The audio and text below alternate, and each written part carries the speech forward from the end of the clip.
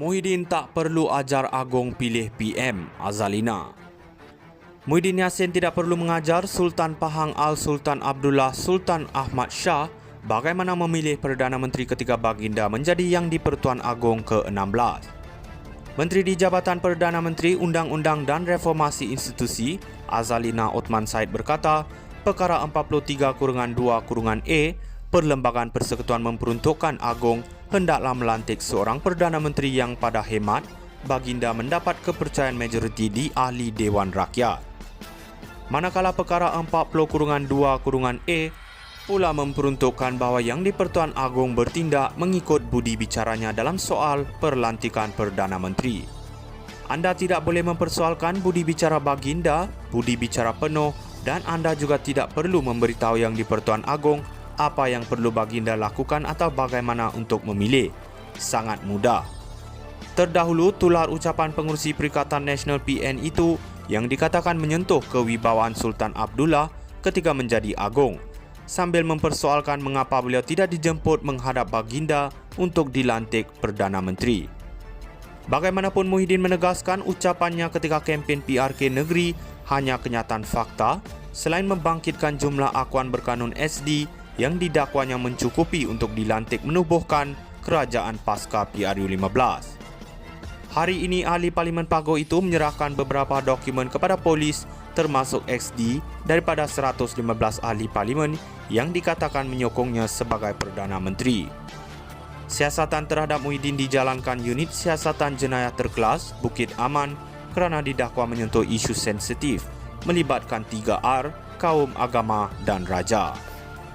Muhyiddin tak perlu ajar Agong pilih PM, Azalina. Muhyiddin Yassin tidak perlu mengajar Sultan Pahang Al-Sultan Abdullah Sultan Ahmad Shah bagaimana memilih Perdana Menteri ketika baginda menjadi Yang di-Pertuan Agong ke-16. Menteri di Jabatan Perdana Menteri Undang-Undang dan Reformasi Institusi, Azalina Othman Said berkata, Perkara 43-2-E, Perlembagaan Persekutuan memperuntukkan Agong hendaklah melantik seorang Perdana Menteri yang pada hemat baginda mendapat kepercayaan majoriti di Ahli Dewan Rakyat. Manakala Perkara 40-2-E pula memperuntukkan bahawa Yang di-Pertuan Agong bertindak mengikut budi bicaranya dalam soal perlantikan Perdana Menteri. Anda tidak boleh mempersoalkan budi bicara baginda, budi bicara penuh, dan anda juga tidak perlu memberitahu Yang di-Pertuan Agong apa yang perlu baginda lakukan atau bagaimana untuk memilih. Sangat mudah. Terdahulu, tular ucapan pengurusi Perikatan Nasional PN itu yang dikatakan menyentuh kewibawaan Sultan Abdullah ketika menjadi Agong, sambil mempersoalkan mengapa beliau tidak dijemput menghadap baginda untuk dilantik Perdana Menteri.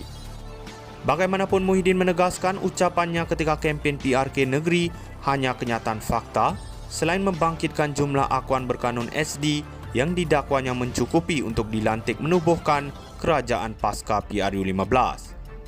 Hari ini, ahli Parlimen Pagoh itu menyerahkan beberapa dokumen kepada polis termasuk XD daripada 115 ahli parlimen yang dikatakan menyokongnya sebagai Perdana Menteri.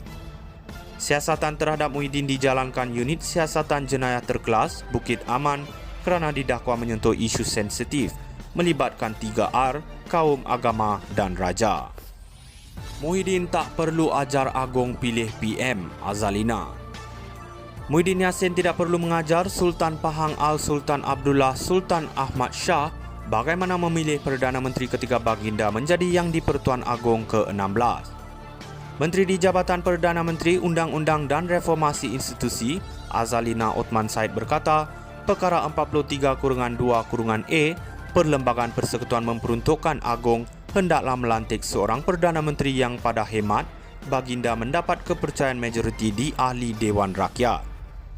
Manakala Perkara 40-2-E pula memperuntukkan bahawa Yang di-Pertuan Agong bertindak mengikut budi bicaranya dalam soal perlantikan Perdana Menteri. Anda tidak boleh mempersoalkan budi bicara baginda, budi bicara penuh, dan anda juga tidak perlu memberitahu Yang di-Pertuan Agong apa yang perlu baginda lakukan atau bagaimana untuk memilih. Sangat mudah. Terdahulu, tular ucapan pengurusi Perikatan Nasional PN itu yang dikatakan menyentuh kewibawaan Sultan Abdullah ketika menjadi Agong, sambil mempersoalkan mengapa beliau tidak dijemput menghadap baginda untuk dilantik Perdana Menteri. Bagaimanapun, Muhyiddin menegaskan ucapannya ketika kempen PRK negeri hanya kenyataan fakta selain membangkitkan jumlah akuan berkanun SD yang didakwanya mencukupi untuk dilantik menubuhkan kerajaan pasca PRU15. Hari ini, ahli Parlimen Pagoh itu menyerahkan beberapa dokumen kepada polis termasuk XD daripada 115 ahli parlimen yang dikatakan menyokongnya sebagai Perdana Menteri. Siasatan terhadap Muhyiddin dijalankan Unit Siasatan Jenayah Terkelas Bukit Aman kerana didakwa menyentuh isu sensitif melibatkan 3R, kaum, agama dan raja. Muhyiddin tak perlu ajar Agong pilih PM, Azalina. Muhyiddin Yassin tidak perlu mengajar Sultan Pahang Al-Sultan Abdullah Sultan Ahmad Shah bagaimana memilih Perdana Menteri ketika baginda menjadi Yang di-Pertuan Agong ke-16.